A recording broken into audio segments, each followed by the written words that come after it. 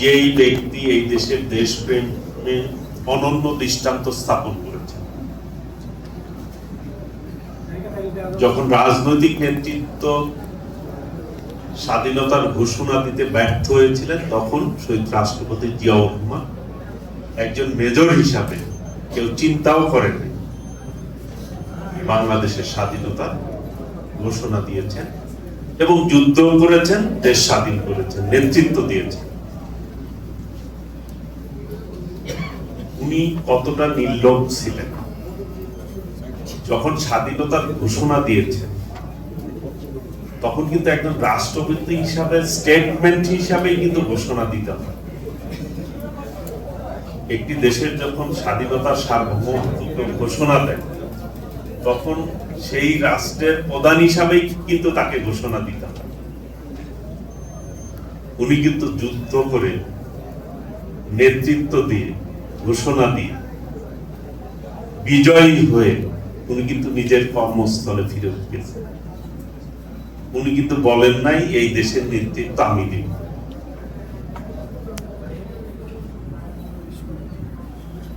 তো ক্ষমতার লোভ ছিল না, কোনো কিছু ওনার কিন্তু লোভ ছিল। উনি ওনার কর্মস্থলে যথার্থভাবে ফিরত গেছেন।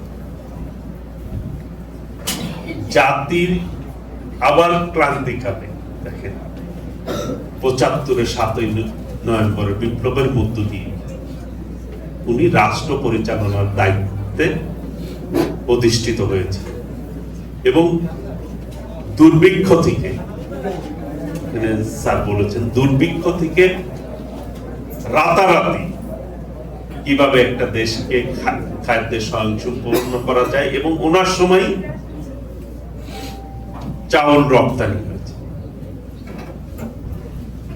কাজে ওনার এই কর্মজীবন নিয়ে যদি আমরা চিন্তা করি তাহলে দেখা যাবে যে সারাদিন কথা বললেও কিন্তু শেষ হবে না। উনি ওনার জীবন দশায় যেই পদক্ষেপগুলি নিয়েছেন এই দেশের জন্য, বাকশাল থেকে বহুদলীয় গণতন্ত্র দিয়েছে, মানুষকে বাক স্বাধীনতা দিয়েছে। স্বাধীনতার মূল চেতনা ছিল গণতন্ত্র। সেই গণতন্ত্র কিন্তু শেখ মুজিব ধ্বংস করে দিয়েছিলেন, স্বাধীনতার মূল চেতনাকে আঘাত করেছিলেন, বাকশাল কায়েম করেছিলেন। তার রাজনীতি কিন্তু বাংলাদেশে টিকে না। বিগত দিনে একটি সরকার ছিল, তারা এই দেশের মানুষকে কিন্তু সুশাসনও দিতে পারে নাই, নির্যাতন, নিপীড়ন আর অপশাসন, বৈষম্য সমাজকে ধ্বংসের দিকে ঠেলে দিয়েছে। দেশের অনেকগুলি আর্থিক প্রতিষ্ঠান বিগত 17 বছরে কিন্তু বন্ধ হয়ে গেছে তাদের লুটপাটের কারণে।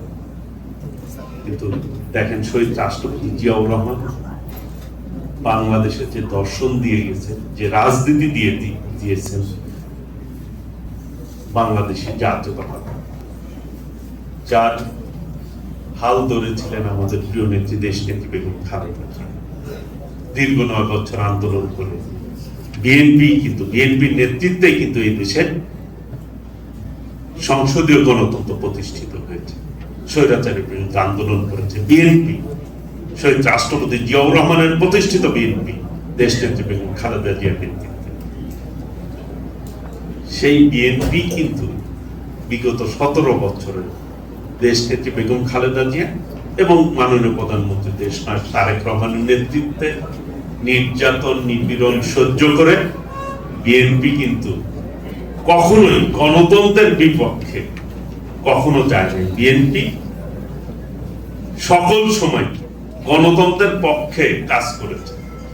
একমাত্র দল বাংলাদেশে যে কখনোই গণতন্ত্রের বিপক্ষে যায় নাই, গণতান্ত্রিক সংগ্রামে নেতৃত্ব দিয়েছে বিএনপি।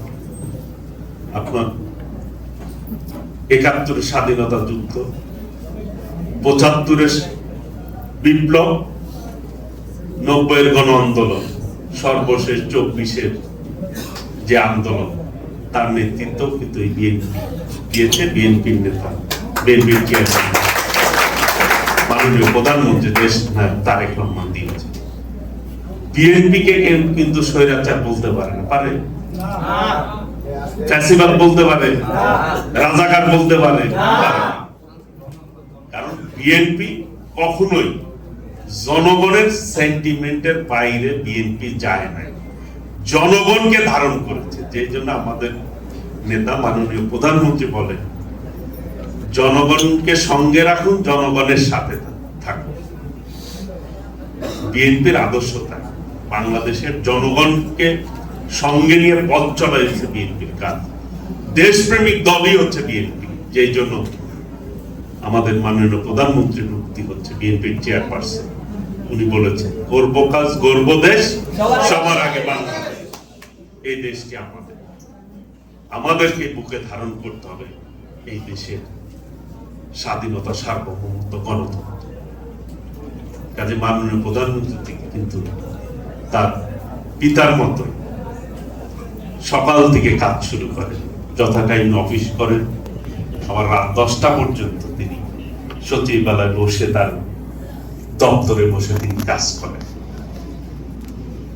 এই 3 মাসে যে কাজগুলি হয়েছে আপনারা যদি একবার চিন্তা করেন, এই 3 মাসে এতগুলি কাজ, এতগুলি পদক্ষেপ ইতিপূর্বে কেউ নিয়েছে?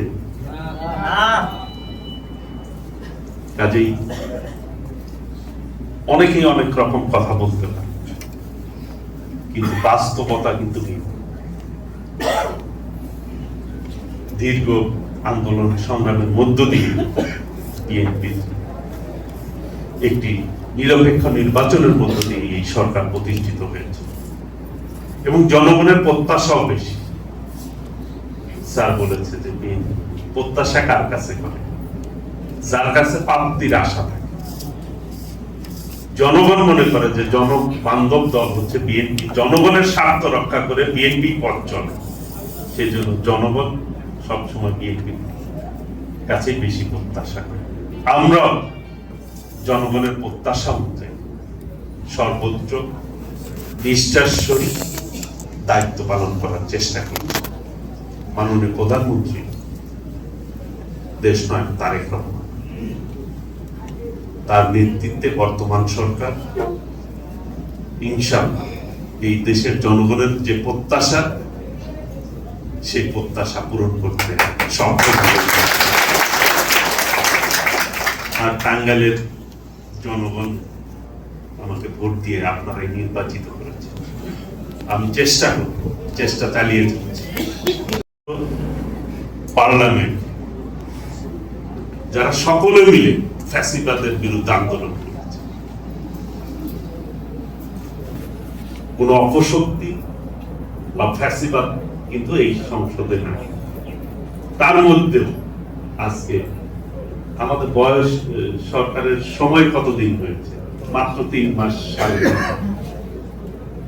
জনগণ ভোট দিয়েছে আমাদেরকে 5 বছরের জন্য, দেখার জন্য। 5 বছর পরে আবার জনগণ সিদ্ধান্ত দিবে যে আমরা 5 বছরে কি করলাম না করলাম। কিন্তু এখন থেকেই তারা মানে অযৌক্তিক কথা, উল্টাপাল্টা কথা বলা শুরু করেছে, মানে আবার বিভক্তির রাজনীতি কথা ভাবছে।